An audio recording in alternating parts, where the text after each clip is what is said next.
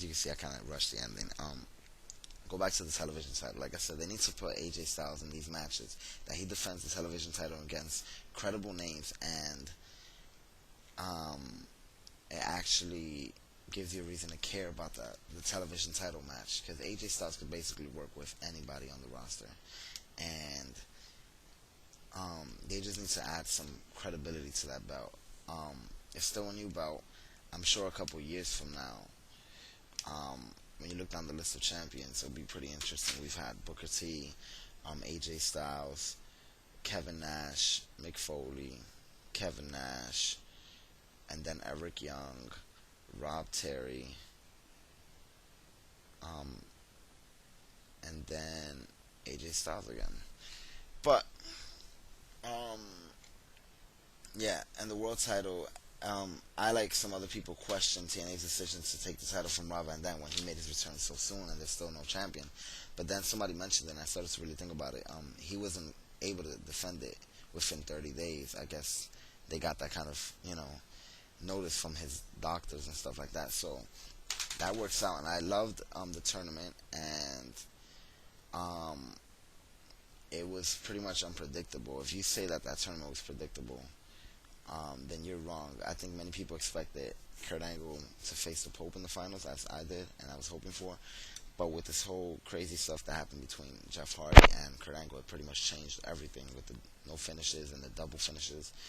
Um, but either way, so I'm looking forward to the match at Bound for Glory, and I kind of like how Hulk Hogan is kind of like in Kurt Angle's corner, Eric Bischoff's in Anderson's corner, and um, Dixie Carter is in Jeff Hardy's corner. It really does summarize who they probably will support in real life. Hulk Hogan, the All-American, American hero, has so much respect for someone like Kurt Angle, a brutal wrestler. Eric Bischoff is an asshole, just like Anderson. And Dixie Carter loves that young wrestler, especially someone that she feels wasn't given the opportunity in WWE. Now, who I want to win this match? I think Kurt Angle. I think he will make a very established champion, and he worked hard for it, and I think that's what they were building towards. And then he doesn't retire. Um, I think Jeff Hardy, the only thing that's his court trial, it would be kind of weird to give him the title. Some people say that he shouldn't be trusted as a champion because of his past, and some people say that he might not even deserve it because supposedly he hasn't worked hard for TNA. But I don't agree with that. If you go back to 2004. Jeff Hardy, even though he missed a couple shows and stuff like that, it was a big thing for him to come to TNA and stay there for so long. And then, in 2005, he had that falling out and stuff. But while he was there, he was never given um, the title, and he did put out a lot of great matches, and he had title matches, but he was never given the title. And then, no one thought he would return this year after becoming a world champion in WWE and accomplishing basically everything and having a set career there, that he could have stayed there and accomplished so much more in front of thousands of fans and all this stuff. He walked away from all of that to come back to TNA, which I really appreciate.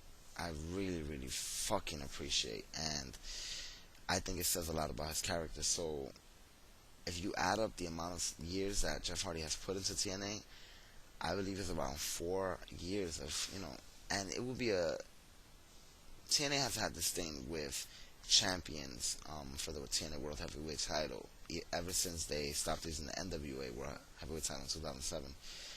We've had Kurt Angle, Sting, Samoa Joe, AJ Styles, Mick Foley, and Rob Van Dam. That's the short list of TNA champions we've had.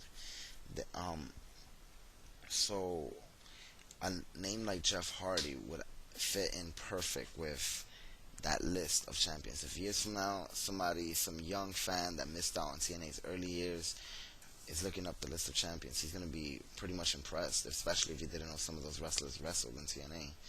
But it adds so much credibility to the world championship, and I've always said that I love when TNA gives a world title to somebody. They give them a long or a genuinely long, credible push with the title and let them carry the company and main event house shows and do everything, just run with it.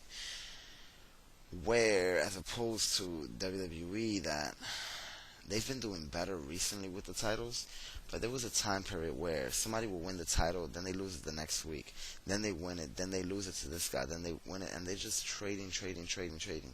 I mean, I believe it was Jeff Hardy. As much as I like Jeff Hardy, in December of 2008, he just won his first World Heavyweight title. 6 months later, he was already like a four-time champion. It really shows how much they keep trading the title and adding all these reigns. And when you think about people like Triple H, I think Triple H. I don't know how many world titles Triple H has won. Kurt Angle, he's a 13-time world heavyweight champion. Ric Flair, 16-time. Um, you're not gonna have that in the future because you're gonna be able to say stuff like, "Oh, John Cena is a 26-time world champion." You know what I mean? Like it's like um, Edge is a 13-time. But if you look at the span of when he won the titles, it doesn't make it seem so credible because it was just trading the title back and forth. But that's just my opinion. Um, Now, to talk about some of the storylines happening in TNA going into Bound for Glory, this whole storyline with Nash, I gotta sneeze. Excuse me. This whole storyline with Nash and Sting has been so boring all these months until last week's Impact, where Pope and Sting were basically like they know something about TNA that we don't know, which gets me excited. And now last night's episode with Pope, Nash, and Sting standing in the ring, I actually was really into the promo and them trying to get Samoa Joe to join. And now they're going off against Samoa Joe, Jeff Jarrett, and a mystery opponent, which would be very interesting for Bound for Glory. And I think it just adds a great match to the card. Something else. You know what? I'm gonna stop this video now because I think it's getting cut off. But basically, look forward for TNA next week. They have something huge that's going to start to change in TNA. They haven't announced what it is. We'll start to see it revealed next Thursday. And then we have Bound for Glory just 3 days later, where they are supposed to come, and so much other things are supposed to happen. And then next month, the month after that, those next two pay-per-views usually have a solid card with the aftermath of Bound for Glory every year. So I cannot wait. It's very exciting right now, TNA. And I hope that the change that's coming next Thursday that they're going to start to announce is that Impact will be going on the road starting in 2011, as well as pay-per-views will be going on the road. I know they're already scheduled for Orlando, Florida, but it's not that hard to cancel it and reschedule something else. Anyways, Mr. Blackman 1989. Don't forget to add my Facebook and check out some of the wrestling pics. Peace.